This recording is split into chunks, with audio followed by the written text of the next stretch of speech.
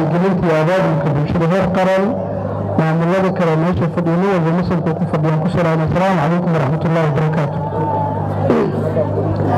salaan kadib waa uga mahadcelinaha walaashayda safiyo sida wanaagsan ii soo dhaweystay degmada shibis waxayna qayb ka noqon doontaa maamuladii aan soo wadnay maadaama dhulkeennii aan soo hogaamiyey muddo 2 sano ah waxaan rajeynayaa insha allahu tacaala reer shibisna inaan hogaamin doono hogaamin wanaagsanna aan ku hogaamin doono insha allahu tacaala.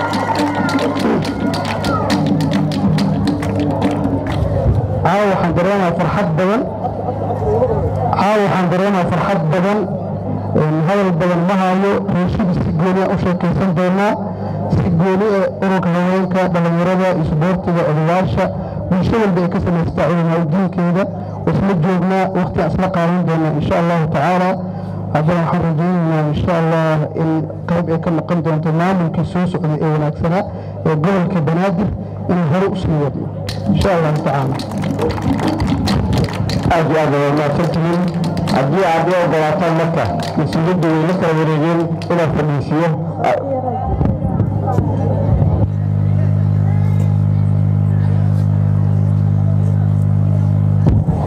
waa idin mahadsantihiin gudoomiyaal ka mahadsan waxaan jeclahay inaan siiyo waxaa xafladda